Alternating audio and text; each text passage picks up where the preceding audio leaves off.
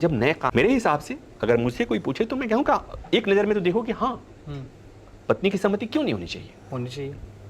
वो आपकी केवल पत्नी है, इसलिए उसके साथ जबरदस्ती करने का अधिकार किसने दे दिया? तो बिल्कुल होनी चाहिए। लेकिन द सेम टाइम दूसरी तरफ अगर ये हो गया तो उसके दुष्परिणाम क्या होंगे? दुष्परिणाम ये होंगे, क्या क्या हो सकते हैं।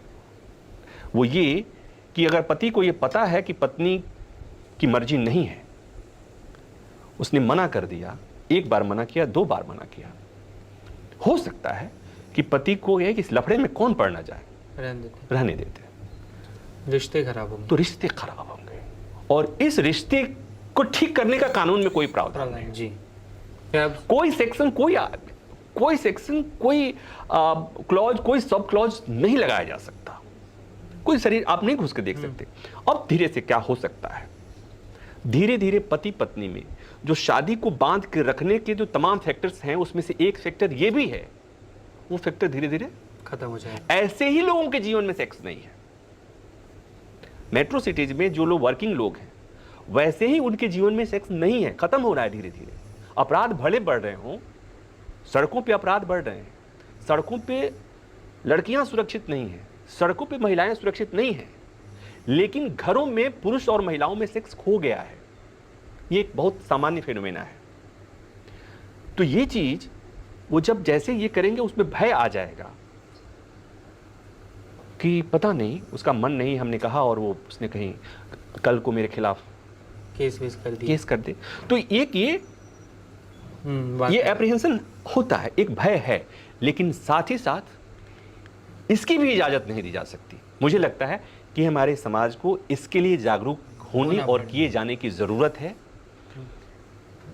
एक सुप्रीम कोर्ट की वकील हैं, नाम नहीं लूंगा, उनके सामने किसी ने कहा कि आपके हस्बैंड, तो उन्होंने कहा कि व्हाट इज हस्बैंड, हस्बैंड क्या होता है?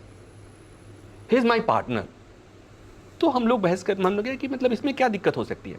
तो पता चला, बहुत कम लोग इस नोटिस किए होंगे कि हस्बैंड को पति जो कहा जाता है हस्बैंड, इस हस्बैंड का मतलब आप देखोगे हस्बैंड क्या होता है। हस्बैंड का जो आप लिटिल मीनिंग सुनेंगे ना, आपने सुना होगा एनिमल हस्बेंड्री डिपार्टमेंट होता है। एनिमल हस्बेंड्री डिपार्टमेंट जो जानवरों का रख रखाव करता है, हस्बेंड्री इज दैट इज रख रखाव करना, रखना।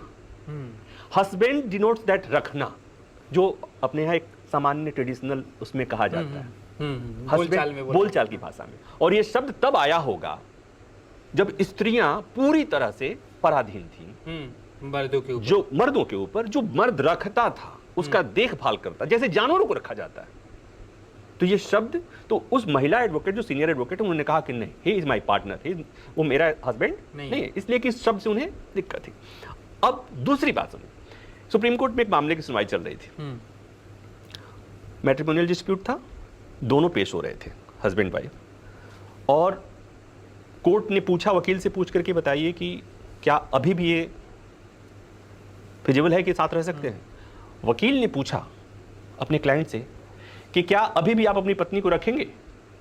जस्टिस नागरत्ना, जो कुछ दिन बाद सीजीआई बनेगी, जस्टिस नागरत्ना ने कहा कि व्हाट इज दिस लैंग्वेज, रखना क्या होता है, रखेंगे क्या होता है, पूछिए कि क्या साथ रहेंगे। शब्द को समझिए, उधर हस्बैंड शब्द, इधर सुप्रीम कोर्ट के जज का ये साथ रहेंगे। ये जो मेंटलिटी है कि आप पुरुष समाज आज भी हमारा उस हस्बैंड वाली मेंटलिटी में है, वो रखने वाली मेंटलिटी में है कि मैंने अपनी पत्नी को रखा हुआ है, मैं पत्नी का देखभाल करता हूं, मैं पत्नी का उस समाज से ये यात्रा जो है रखने से और साथ साथ रहने वाली यात्रा है, ये कोई कानून नहीं कर सकता। ये समझना होगा लोगों को। ये समाज के द्वारा हो सकता है। और जब ये यात्रा हम पूरी कर लेंगे, रखने से और साथ साथ रहने वाली यात्रा अगर हम जब पूरी कर लेंगे, इसमें कोई आईपीसी और किसी बीएनएस की जरूरत नहीं पड़ेगी, कोई मैट्रिमोनियल डिस्प्यूट होगा ही नहीं। पहली बात तो होगा ही नहीं, और होगा भी तो उसका कुछ इस तरह का सॉल्यूशन निकलेगा कि शॉर्ट आउट हो जाए। तो मुझे लगता है कि अभी मैं तो कम से कम इस स्थिति में नहीं हूं कि कोई दोनों में से कोई स्टैंड ले सकूं कि उसे रेप बना दो। और दूसरी तरफ मैं ये कहूं कि नहीं ये ठीक है। ये अधिकार हो, इसलिए कि जब तक महिलाएं घर में थी